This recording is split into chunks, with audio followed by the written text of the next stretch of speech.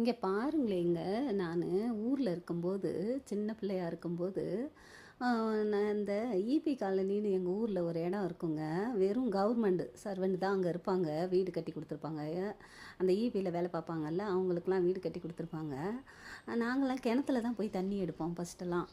அப்போ அந்த வீடெல்லாம் வரவும் என்ன பண்ணிட்டாங்க, அந்த கவர்மெண்ட்லேருந்து அவங்களுக்காண்டி ஒரு போர் போட்டு தண்ணி வச்சுருந்தாங்க. கவர்மெண்ட்டு தானே, அதனால் போட்டு வச்சுருந்தாங்க. உடனே நாங்கள் என்ன பண்ணுவோம், மிச்ச தண்ணியெல்லாம் கிணத்துல எடுப்போம். அந்த குடிக்கிறதுக்கு மட்டும் அந்த போரில் போய் எடுத்துகிட்டு வருவோங்க, அந்த பைப்பில் போயிட்டு. எல்லார் வீட்லேயும் இருக்கும், ஒவ்வொரு வீட்டில் அந்த பைப் இருக்கும். ஆனால் அந்த பச்சை கலரில் ஒரு பெயிண்ட் போட்டு சொட்டு சொட்டுன்னு அடிப்பாங்க. அதில் தண்ணி அவ்வளோவா வராதுன்னு வச்சுக்கோங்களேன். இது கவர்மெண்ட் போட்டதுனால ஆழமாக போட்டு தண்ணி மடமடன்னு வரும். அதனால் என்ன பண்ணுவோம், மிஞ்சி மிஞ்சி போனால் எங்களுக்கெல்லாம் எங்கள் வீட்டாண்டெல்லாம் ஒரு 5-6 குடம் வர்றதே பெரிய விஷயமா இருக்கும். அங்கே போனோன்னா ஊரே தண்ணி எடுக்கலாங்க, அவ்வளோ தண்ணி வரும். அதனால் அங்கே போவோமா, அப்போ எங்கள் அத்தை, எங்கள் சித்தி, எங்கள் அம்மா அவங்கெல்லாம் போய் தண்ணி எடுக்க போவேல. நாங்கள் என்ன பண்ணுவாங்கன்னா, அந்த பானை யாரும் தூக்கிட்டு போயிடக்கூடாதுல, எல்லாம் பித்தளை பானை, அந்த காசு பானைன்னு சொல்லுவாங்க, வெங்கல பானை, அந்த மாதிரி தான் வச்சுருப்பாங்க வீட்டிலலாம்.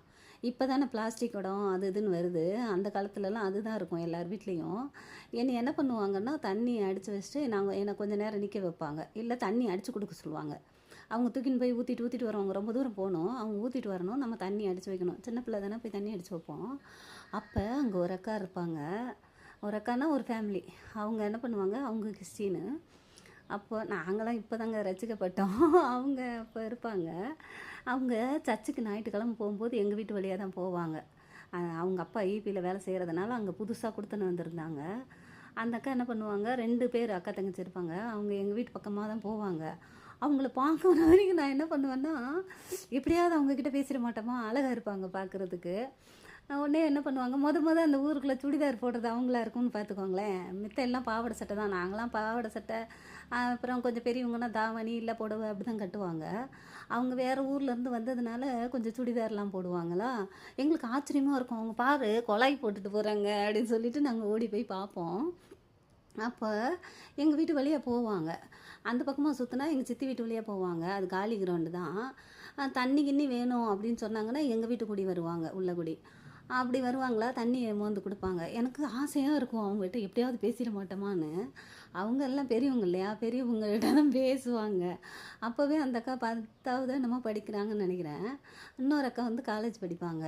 அவங்க அங்கே பேசுவாங்க. அப்போ எனக்கு ஆசையாக இருக்கும், இவங்க எங்கே போகிறாங்க, எங்கே வராங்க, சர்ச்சுக்கு போகிறாங்க, ஓ சர்ச்சுக்கு போனால் இவ்வளோ அழகாக இருப்பாங்க அவளுக்கு அப்படின்னு நினச்சி அவங்கள நான் பார்த்துட்டே இருப்பேங்க. போகும்போதும் வரும்போதும் பார்த்துட்டே இருப்பேன். எப்படியாவது பேசிடணும்னு நினப்பேன். நம்ம போய் தண்ணி பைப்பில் நின்று அவங்க நிற்பாங்க. சாயந்தரம் வந்து எடுக்கிறதுக்கு வருவாங்க. முடியெல்லாம் நல்லா நீளமாக வச்சுக்கிட்டு, எனக்கெலாம் என்ன, ஒன்று மொட்டையை போட்டுருவாங்க, இல்லைன்னா கிராப் வெட்டி விட்டுருவாங்களா. அப்போ அவங்கள பார்க்கணுன்னு எனக்கு ஆசையாக இருக்கும், அவங்கக்கிட்ட பேசணுன்னு இருக்கும். அதுக்கப்புறம் கொஞ்ச நாள் ஓடிடுச்சுங்க, கொஞ்சம் காலம் போயிடுச்சுன்னு வச்சுக்கோங்களேன்.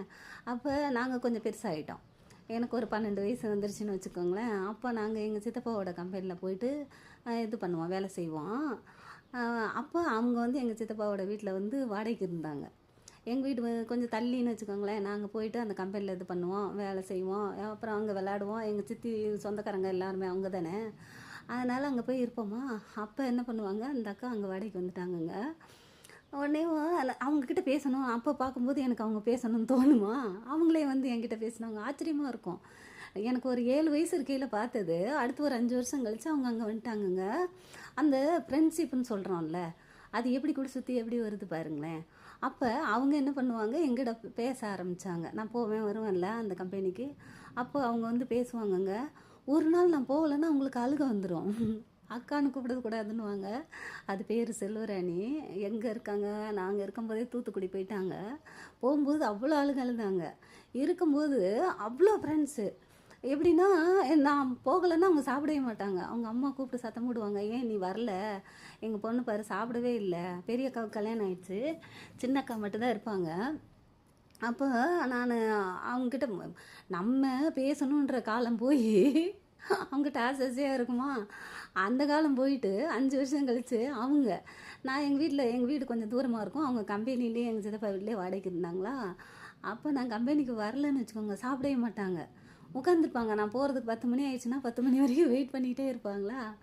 அப்புறம் அவங்க ஏதாவது ஒரு புடவை கட்டியிருந்தாங்க ஒரு நாள், ஐயோ சூப்பராக இருக்குது, நல்லா இருக்குது அப்படி சொன்னேன்னா, மறுநாள் வரேங்க, அதை வெட்டி தாவணி தைச்சி எனக்கு ஜாக்கெட்டு தைச்சி அப்படியே உங்க பாவாடை தாவணி தைச்சி வச்சுருக்குறாங்க. இந்தா உனக்கு பிடிக்குன்னு சொன்னேன்ல அவங்க டெய்லரு. அப்போல்லாம் நான் தைக்க மாட்டேன். அதுக்கப்புறம் தான் டெய்லர் நான் சென்னைக்கு வந்ததுக்கப்புறம் தான் தைக்க ஆரம்பித்தேன். அப்போல்லாம் எனக்கு தெரியாது, தைக்க தெரியாது. அவங்களே தைச்சி ரெடியாக வச்சுருந்தாங்க. அதே மாதிரி பார்த்தா 2 இது ஒன்று போல் வாங்கிட்டு எது வாங்கினாலும் 2ங்க. ஒரு பாவாடை தாவணி வாங்கினா 2 வாங்கிடுவாங்க. அவங்க எப்படின்னா செல்லம் அவங்க வீட்டில் அவங்க அண்ணன் அப்போவே இன்ஜினியரு. அதனால் நம்ம வீட்டிலலாம் காட்டானுங்க. என்ன பண்ணுவாங்கன்னா திருவிழாவுக்கு துணி எடுப்பாங்க, இல்லை தீபாவளி பொங்கல் அந்த மாதிரி எடுத்து கொடுப்பாங்க. அப்புறமா நாங்கள் எடுத்துக்குவோன்னு வச்சுக்கோங்களேன். ஆனால் அவங்க அப்படி இல்லை. இது நல்லா இருக்குன்னா உடனே டகர்னு அதை கிழிச்சு தாவணி ஆக்கி மறுநாள் நான் போகிறேன் என்கிட்ட இருந்தான்னு கொடுப்பாங்க. நான் எது கொடுத்தாலும் சரி அவங்க சாப்பிடும்போது நான் காலையில் போனால் எனக்கு ஊட்டி விட்டுட்டு தான் அவங்க சாப்பிடுவாங்களேமோ, அவ்வளோ பாசமாக இருப்பாங்க. அப்புறம் ஒரு நாள் வந்தது அவங்க தூத்துக்குடியில் வீடு கட்டிட்டு போனாங்களா. அப்போ என்ன பண்ணிட்டோம் போகும்போது ரொம்ப அழுதாங்க. அதோட பிரிஞ்சிட்டோங்க. இப்போ ஒரு 30 வருஷத்துக்கு மேலே ஆயிடுச்சுன்னு வச்சுக்கோங்களேன். அவங்கள பார்க்கவே இல்லை. எங்கே இருக்காங்க எப்படி இருக்காங்க எதுவுமே தெரியாது. அப்போல்லாம் ஃபோனெல்லாம் கிடையாதுல்ல. வந்து ஒரு தடவை பார்த்தாங்க அப்போவே. அதுக்கப்புறம் வரவே இல்லைங்க. 33 வருஷம்னு நினைக்கிறேன் நாங்கள் சென்னைக்கு வந்து. அவ்வளோ நாள் ஆயிடுச்சு. அதுக்கப்புறம் பார்க்கவே இல்லை. எப்படி தாங்க ஃப்ரெண்ட்ஷிப்பு எப்படி வருது எப்படி போகுது அதெல்லாம் தெரியாதுங்க. எல்லாம் கர்த்தரோட கிருபைகளுக்கு தன்னால் போகும். நினச்சி பார்த்தேன்னா அவங்கள எப்படிலாம் இருந்திருக்காங்கல்ல. நிறைய ஃப்ரெண்டுங்க, நிறைய பேர். இப்போல்லாம் ஒவ்வொருத்தரையாக பேசணும் ஒவ்வொருத்தரையாக பார்க்கணுன்னு ஆசையாக வருது. கொஞ்ச நாள் அமேசியாக மாரி 30 வருஷம் காலம் கடந்து போயிடுச்சா. இப்போ அவங்கள பார்க்கும்போது அப்பா அப்படின்ன மாதிரி இருந்ததா. அதுதான் நான் இப்போ யோசித்து பார்த்துட்டு உங்களுக்கு சொல்கிறேன்.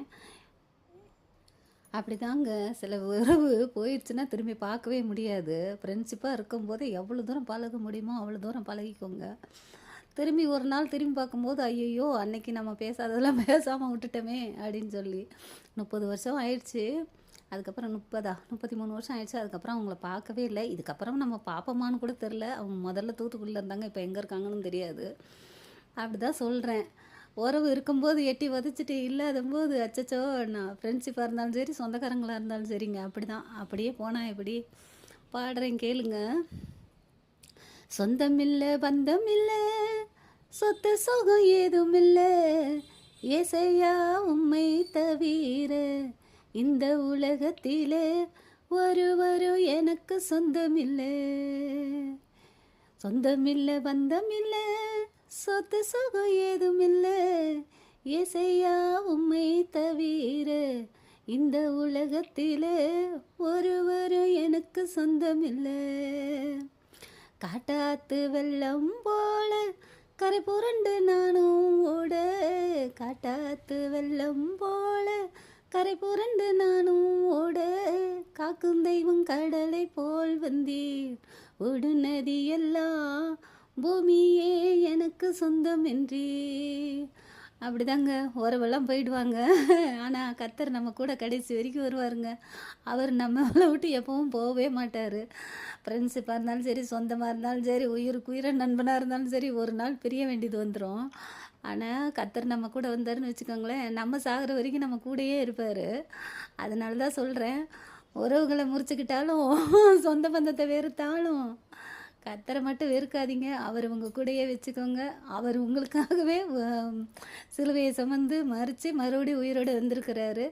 நம்ம செத்ததுக்கப்புறமும் ஒரு வாழ்க்கை இருக்குது அப்படின்றாங்க. அது கடவுளால் தான் முடியும். அதனால தான் சொல்கிறேன், கடவுள் இருந்தால் மறுபடியும் அவங்கள பார்க்குற சந்திப்பு கிடைக்கலாம். பாய். எனக்கு ரொம்ப நாள் அந்த கலர்ல